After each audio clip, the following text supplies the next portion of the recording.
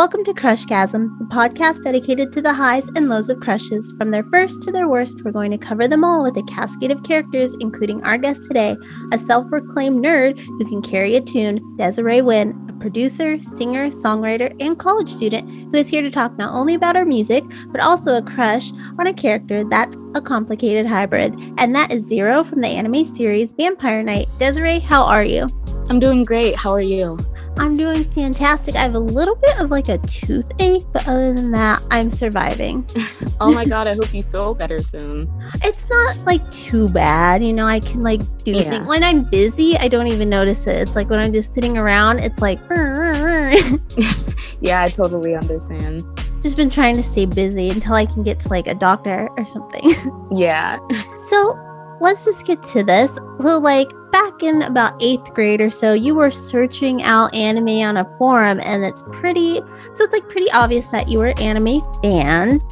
But I want to know what got you into the genre initially. Well, actually, my older brother did. I got into anime at age 6, so I was actually pretty young. So like I got into it at a very young age, actually, because of him. Did like at 6, were you like comprehending the stories, or did you just think, wow, this looks pretty cool? Because I look back at things I watched when I was younger totally over my head, and it's something as simple as maybe a joke in like Rugrats or Hey Arnold or something like that. Honestly, it was a mixture of both, I'd say. I thought that it looked pretty cool, and also I was interested in the storylines. It was like something different from like American cartoons and TV shows, so I found it very interesting. And you're a bit younger than me by a lot. We won't say how much.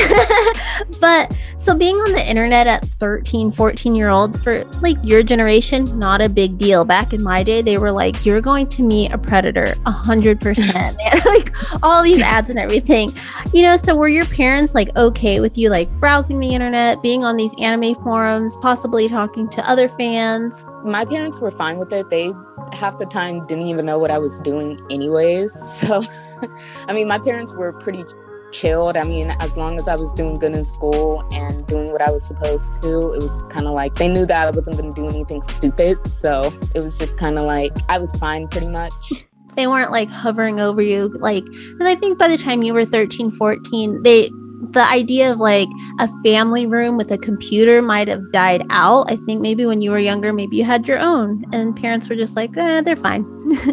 Actually, at my mom's house, because my parents are actually separated. At my dad's house, there actually used to be just a family computer, then turned into just using their laptops. And then obviously, you don't need laptops anymore. There's tablets. So I just had my own tablet and would watch stuff and search up stuff on that. Now, did you get into like the fan fiction side that comes with anime at all? No, not my thing. I asked, I talked to like a romance novelist, and yeah, she never got into it either. I was like, maybe it's just like when you're into the genre, you're just like, maybe fan fiction's it's a whole other world. Yeah, fan fictions to me I just personally could never really get into them. It just never really struck my interest. So again, you're in the 8th grade when you discovered Zero in Vampire Knight. And this is the age where I think crushes are like the most intense because we're going through puberty, our hormones are racing. Now, would you say Zero was a crush that like took over your teenage developing brain? No, not at all. I was switching out crushes when I was 13. Like, I always had a crush on somebody that I was too afraid to talk to. So I would end up like not even talking, because I was actually, I'm still a bit shy now. I don't look like I'm shy, but I'm actually quite shy. And yeah, I would always have a crush on somebody. And yeah. I totally understand. I would just end up having like a little anime crush here and there sprinkled in there. I mean, even as a small child, I remember my crush from like freaking kindergarten. So was it an anime character? No, actually, I didn't have my first anime crush until I was like, I want to say between 6 and 7 years old. That's around kindergarten. Yeah, like Yeah, I do this show about crushes, and like to this day, I won't I'll mention my middle school and my elementary school crush or my high school, but I won't say the name because I'm like, if they found out, I would die of embarrassment. And like I'm in my 30s now, and I would still to this day be like, oh, they know, and they're like married. We're all married. It's fine. Would you like the embarrassment? I'd rather die. Yeah, I mean, for me, I don't even remember half of their names anyway. Yeah, some of them. There's one I'm friends with on Facebook, but he's not like active, but he'll pop up sometimes. I'm like, oh yeah, he was my crush. Like he's kind of like a forgotten one. But like I had main ones, like a starring role of my. Oh yeah. Yeah, me too. Now let's get more into Zero. And I'm not like, I'm admittedly not a big anime fan. And listeners who've listened to some past shows, they know like Willy Nilly Knits talked about his crush, Todd Way talked about his anime crush. So I do a little deep dive here and there. And I went down some rabbit holes with Zero, and he seems like a bit of a bad boy.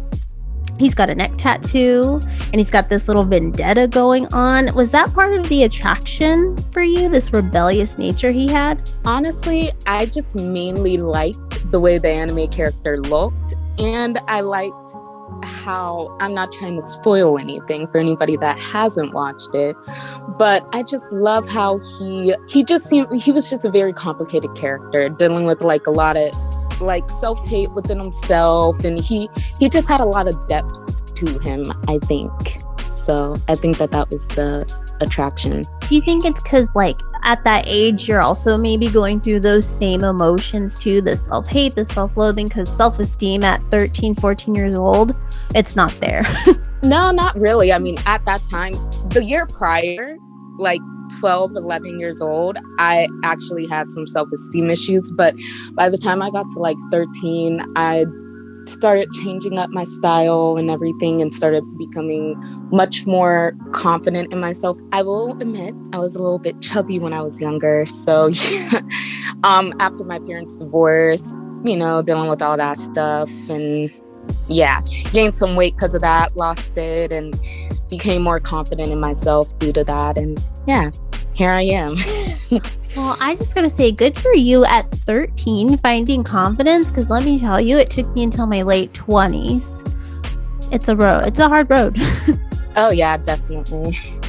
I in middle school, I was very, very chunky, and we had a fat kids club, me and my girlfriend. And we wouldn't let the skinny girls join, and they would get very upset. Yeah, my husband, he was a really fat kid too, and we're like, they just don't understand the struggle of being a fat kid. Yeah, I mean, and the thing is, for me, I was like thin, and then because after my parents' divorce, I started going through like this whole thing. Obviously I'm young. I was like between 8 and 9 when they divorced. So I didn't really know how to like cope with that, but so well. So of course I'm going to turn to food. I like to eat. Mm-hmm. Oh, so, for sure. Yeah, so that's basically what I did. I was like kind of chunky for about 2-3 years, and then just lost it. Well, good for you. So you like this complicated nature of Zero, but I also saw that he had like a twin brother of some sort. And I want to know, did you have any feelings for the brother, or was like he a dud and Zero was your stud? I mean, they both look the same, so they were both good in my book. I like them both. They're both hot guys. He is very attractive, I will say. Yeah. Very handsome guy. But on the flip side, other than his complicated nature and this vendetta that he has, which I'm very interested in, I think vendettas are pretty cool. He has this romantic charm because of his love of Yuki. And this is a character trope I think we see a lot. And I actually talked to that romance author I was telling you about, Melissa Sercha, when she stopped by to talk about her love of Jason Momoa's character in Game of Thrones. And we had a shared love of Klaus from the Vampire Diaries. And they're these sort of guys who they would be quick to kill an enemy, but at the same time, when it comes to the person they love, they would kill for them. And I want to know, was his like love of Yuki part of the crush? Like, were you like, wow, I wish I had a guy like that? No, not really. I actually didn't like Yuki, so were you like, fuck that bitch, she got my man? Yeah, well, it was halfway that. I mean, I felt like she was just very annoying and very whiny, and it got under my skin. Like, she didn't deserve him. She was just very annoying. But I mean, I understand why he liked her. I mean, she was nice to him when he came into her life after a very traumatic event. So she was very welcoming. So I guess I could see the appeal for him. But at the same time, fuck that bitch. Yeah, pretty much. That's how I feel with like my characters. I'm like, why is he with her? I take it personal. So, and there's also a bit of a love triangle. And is it common in the Vampire Knight like fandom to like pick a side when it comes to the men in Yuki's life? Are you like Team Jacob and Team Edward of Twilight? Is it going on in that fandom? I guess. I don't know. I've never really talked to many people like in specific anime fandoms or anything like that. So honestly, I don't know. It's just like this little thing that I would do on my own. And I mean, I take that back. I do have a cousin that is into that show also. And she actually liked the other leading character named Kaname. So yeah. So it's either Edward. Zero or Kaname. Yeah, seems like a Team Edward, Team Jacob type thing, and they deal with vampires too. So maybe that's where Twilight got a little inspiration. Yeah, probably. And I mean, Bella was kind of annoying, so there you go. Maybe she did. Yeah. I like that they both are brunettes. Yeah, I like that the difference between these guys though and Vampire Knight is like they kind of just look the same, but one was blonde and one was brunette. Yeah. It's kind of like, what's your aesthetic when it came to the crush? I would have been for Zero. I've always been a blonde lover. Now that I mentioned, yes, we've had some guests come through. I said Willie, Todd, and I always find it interesting that guests that love anime, they're always like, I talk to a lot of like cosplayers and everything too. Black people love anime. And I find this so interesting. Even my little brother is like, he's a closet fan. He's one of those too cool for school guys. So he wouldn't admit it to anybody, but he watches. And he asked me if I watch, and I'm like, no, because I'm a nerd. But that's not my type of nerd, is anime. So I want to know, why do you think anime resonates with Black kids so much? Honestly, I don't know. I don't know how to answer that. I mean, I can only speak on how it resonates with me. Can't really speak on other people because I don't know their experience. I know for me, it was a way to, I guess, I like a good storyline. And there's a lot of different animes of different genres and different storylines. And I feel like it's easy to become enveloped in them, so to speak, I guess. So I guess for me, that was the attraction for me. So that's all I could say about that, because I'm not really sure. Yeah, they've set a wide range. Like, they like the stories. I think it identifies with like Black culture. I'm like, I don't know those the anime stories, but yeah, there's a lot of different answers. But I mean, it resonates though. Black kids love anime. Yeah, it's huge. There's even like a blurred con, like Black nerd convention that goes on. Mm-hmm. A lot of anime people there. So it's time for a quick side note. We're going to do some rapid fire questions about anime. Oh, okay. The first anime that made you fall in love with the genre? I would say that it's probably between these two, Super Gals and Dragon Ball Z. I would say those two. Have you ever cosplayed as anyone from Vampire Knight or any anime at all? No. You don't go that deep. Even as a kid, if I were to cosplay, I would do it right. Like, my hair and makeup would be like, I don't want to look, even if I'm doing cosplay, I gotta look really, really good. I don't want to look cheap. So if I'm going to cosplay, I'm going to do it right. So would you rather be a vampire hunter or a vampire? I would rather be a vampire because vampires are very, I don't know. I don't want to hunt vampires and break a nail. I'd rather look cute, look sexy and seductive, and just drink my blood. I'm more of a night person anyways. I don't like, the daytime is a no for me. I don't like waking up early. So yeah, my day would be wasted anyways. So vampire aesthetic all day, well, all night for you. Yeah, exactly. I could sleep all day. Yeah, I know, same. I do like working at night. I feel like the world's quiet and you can concentrate more. Yeah, exactly. my perspective. So, and last, newest anime you just started watching? Newest anime. Tokyo Revenge. That's actually on HBO Max. I love that anime. I think there's like a new episode every week coming on, so I've been just loving that. Anybody cute on that show? No, not really. Nobody as good as Zero. Yeah, I mean, I'm not really interested in any of the characters right now, so not yet. Nothing has developed. So the time has come for you to step into the world of Vampire Night. Only we're going to give that annoying Yuki bitch the boot. And you're going to be the center of attention, especially Zero's attention. And since your debut single, Moonshine Haze, is all about vibing, let us know, how do you think you and Zero would vibe together in a world of vampires and vampire hunters? To put it simply, I would say, since the song is about vibing, just by simply not giving a fuck and just chilling.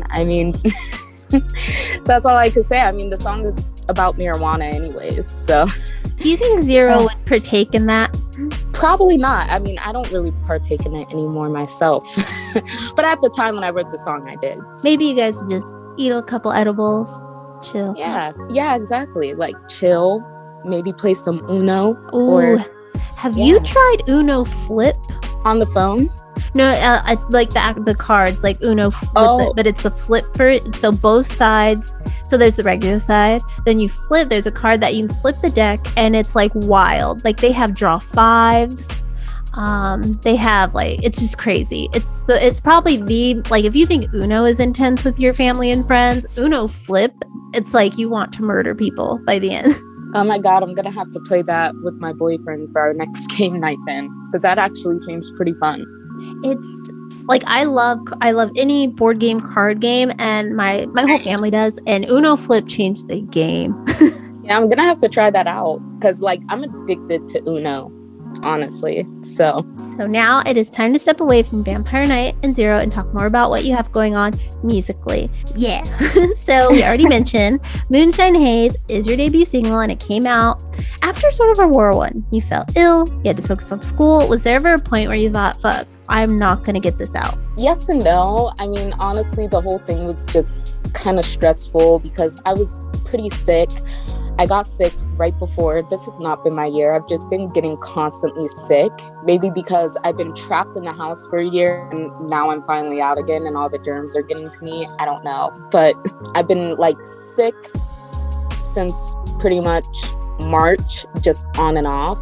So recording this song was actually pretty interesting because I got sick and then went on vacation, and then just all this stuff was going on around me. And then, of course, while I was on vacation, I was actually in school during the summer of that vacation, just started a new job as well. So it was actually pretty hectic. But I would say picking the release date for me was what was hard because I didn't really know how I wanted. I also didn't know if I wanted a listening party for it as well. So it was just the whole planning and everything for it. Especially right now with COVID still kind of lingering, even though we have our vaccines and everything, it's hard to plan. What are you going to do? What's the next step? I don't know. Especially for musicians, I think. Just with planning, like you said, a listening party, you're is it going to be safe, or a concert or something like that? Yeah, and that's the thing. I was kind of nervous about that. And at the same time, I just kind of didn't want to push it off anymore because I didn't want the song to come out in October. I wanted it to be more of a summer song because I actually got finished with the song. At the end of August, beginning of September, that's when I was completely finished with the song. I was completely happy with it at that point. And me, I'm very critical. If I don't like a song that I made, I will not listen to it. I dread listening to it. But when I really like it, I actually play it out. So with this one, I knew that I liked it because I kept playing it over and over again. So I knew that I definitely needed to come out with it.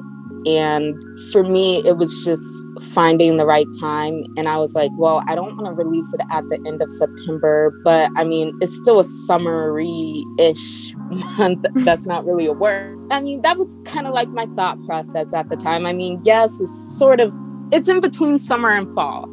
October is strictly fall. Who's riding down with their top down low, smoking some weed and like on a hillside somewhere? Nobody. Only probably in like Los Angeles. Yeah, exactly. I live in Pittsburgh, so. So as you mentioned, you're going to school, you're a college student. Are you going to school for anything like music related? Actually going for sports, arts, and entertainment management, but my primary focus is entertainment management. Is that something like you want to do to like help your career, or is like you want to get into that like maybe after you do your thing?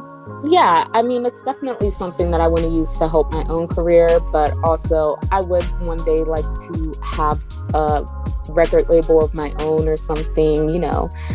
I definitely want to be on the business end of the music industry as well. I mean, also, I feel like you're less likely to get screwed over by record labels and, you know, things like that, things of that nature, and people in the industry, if you do have that in your back pocket. I feel like they'll take you. I feel in order to get into the music industry, even if you don't go to school for like entertainment management or anything business wise, I feel like it's good to honestly just do your own research and learn about the stuff in the industry, because there's a lot of shady stuff that goes on. And I mean, your best weapon is knowledge. Were there any like artists that were maybe like cautionary tales to why you wanted to learn the business side, where you saw them maybe get screwed over and you thought, not gonna happen to me? Well, as a kid, I would always watch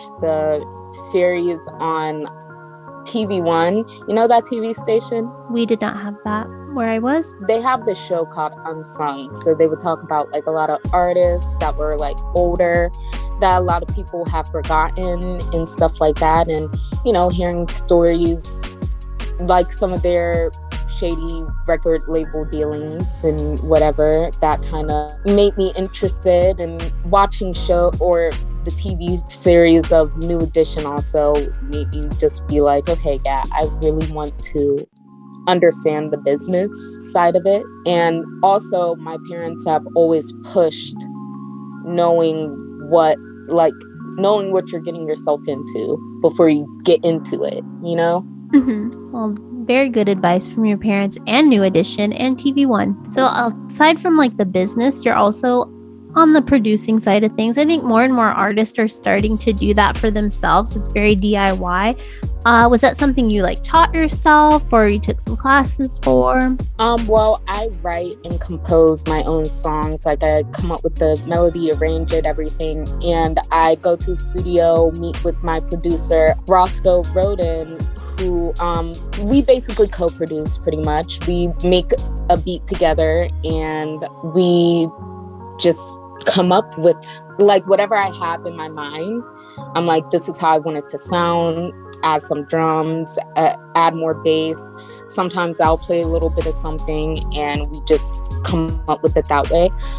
I would definitely love to learn how to like actually put together a beat like in the software type aspect. I'm more so like, okay, I can play something a little bit. And you know, that's producer credit. And also I do write and arrange, and the beat has to fit what I'm doing. I don't like to fit the beat. Like I don't like working with pre-made beats. I hate that. Like I could do it, but I don't like doing it. I like making beats from scratch to fit what I'm doing, because I feel like the sound comes off as more original and authentic to me and what I'm trying to do. And plus I'm able to be more creative, especially when it comes to like melodies and, you know, adding any backing vocals that I want to add or harmonies. I feel like I could just be more creative with that. And plus it's easier to put in and take out whatever I don't like. So you like building songs from the ground up? Yes. I mean, that makes sense. Have you always been like musical? Is this something that developed later in life, or did you kind of know early on you had like a gift? I knew early on, at the age of 3, I pretty much knew I could sing, and I would, I mean, as a kid, I remember like in kindergarten and in daycare, I remember actually, while learning actually the ABCs, I would like, whenever I would get home, I would sing the ABCs, but sing it in my own way. Just a little story time. But yeah, I knew by the age of 5 that I wanted to be a singer. And from then on, I started practicing the same songs every single day until I feel like I mastered that artist's, discography and whatever they're doing, and then move on to the next. That would be my new obsession, practice their songs over and over again, their vocal inflections, everything, and just basically mimic that. And then as I grew older, I just turned it into more of my own sound, and I really started writing songs at the age of 10, and I didn't start taking songwriting more seriously until I was 12. 2 years. I like that it was 2 years. And you were still like, you were a child. Yeah. I wasn't serious about it till probably 6th grade. Well, you sound very determined. You said you were a chubby kid, and then you were like, you know what, I'm gonna lose this weight. And then kind of 5 years old, you're like, no, I'm gonna be a singer. Like at 5, I probably wanted to be like a rabbit or something. Like nothing normal. I was not a determined child. So kudos to you. Thank you. Because yeah, at 5, I would not have went home and practiced anything. I'd have been like, my Barbies need my time right now.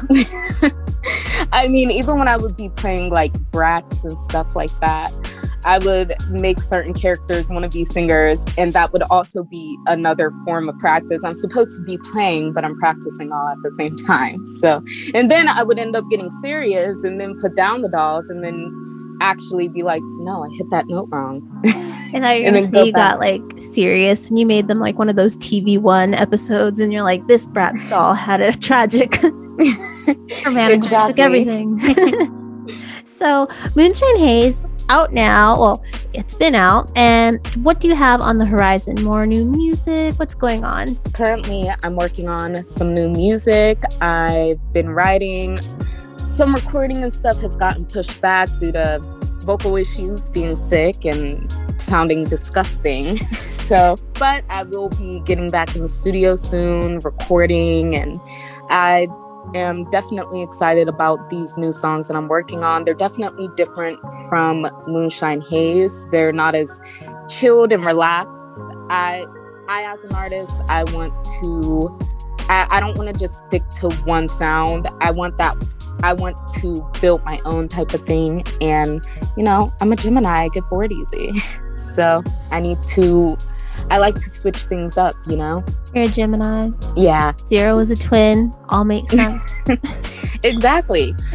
So can you tell everyone where they can find you online? You can find me on Instagram at Desarae Wyn, DESARAE_Wyn, WYN. That is also my TikTok name. My YouTube name as well is Desarae Wyn. I also have a website out called deswynmusic.com. And yeah, that's basically where you can find me. You can download my song on all platforms. It's on Spotify, iTunes, iHeartRadio. It's everywhere. So yeah. Well, Desarae, thank you so much for taking the time to talk to me about your anime crush. And everyone, you can find all of Desarae's information below. And until next time, keep crushing it.